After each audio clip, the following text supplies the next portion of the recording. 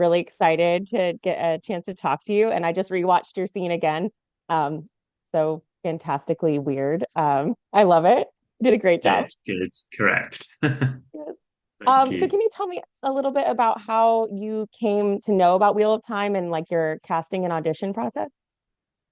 Yeah, of course. Wheel of Time was always on my radar. I somehow had missed it when I was younger and first got into fantasy. But it was always on my radar because I knew how much I would love it. Then I'd seen season one and two, and then this casting came in. I think I was kind of recommended for it because they knew it was going to be a heavy prosthetics role. I was recommended by Nick Dudman, who was head of prosthetics, who I'd worked with over 10 years ago on a show called Penny Dreadful. I was the vampire in that. Wow. So he'd put me forward as someone he knew could sit in a makeup chair for 7 hours. And I did an audition tape where everything was in code, all the names were changed, the words were changed. But I kind of started to piece together what I thought it might be. And then when I got the role, I found out exactly what it was. And that's when I kind of really then dived in and did my research. So did you read like the books or at least the parts of the book that apply before you? So as soon as I found out what it was for sure, I started the books and I was determined. I ran out of time a little bit. There's a lot of material, so I did have to do. I'm now like working my way through them, which is great. So I'm so grateful for that. I had to jump ahead and read the relevant moments, but in a way, That's it kind okay. of works because they are these, literally outside of the world, outside of the story. Hmm. I could find the relevant parts and read those. So I absorbed as much as I could. I drank it all in. What I love about those sections and his writing in general is that he gives you real detail. He gives you this feel of something that exists that feels very, very real. But then at the same Hmm. time, he leaves you with all this possibility and all these questions, which, that's what keeps people coming back to the books. They Right. use their own imaginations to fill it in. And the beauty of doing this show is we got to fill in some of those gaps for people. So hopefully we did it justice. I think so. I've read the books many times. They're behind me. I have a tattoo, You like, see? and I love it. I've loved it, everything. So, I they will hurt me if I don't ask how far you've gotten so far in the book. So I have to ask, what book are you on? On book seven. Okay. I'm having a pause while the show is on because I wanted to not have the show and the books at the same time. Yeah, I understand. I understand. So So kind of pause. you that's exciting. You're about halfway if you don't count the prequel, so that's good. Um, so we're I've got my work cut out.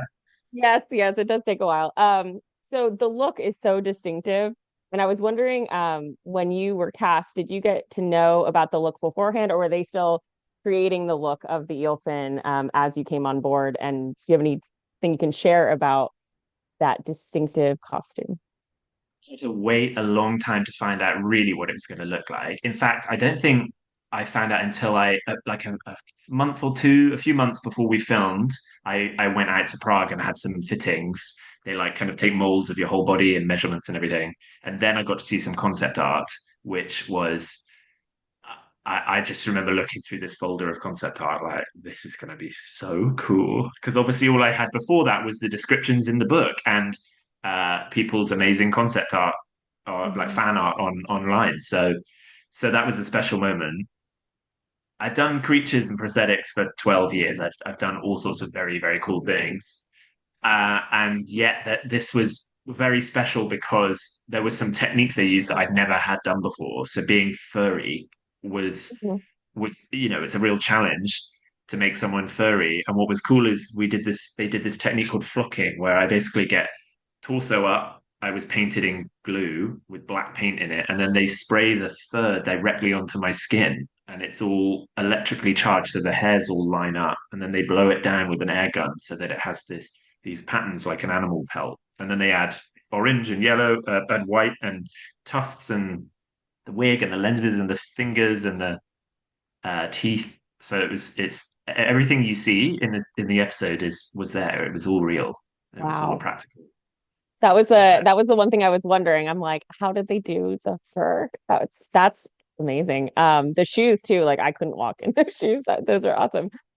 The shoes. When I walked into the first costume fitting with Sharon, they were sat at the side, and I said immediately, I said, I hope they're for me. And she said, thank goodness, because we were really terrified about asking you if you would be happy to wear these. It's like, of course I will be wearing those boots. They were incredible. They were absolutely impossible to walk in.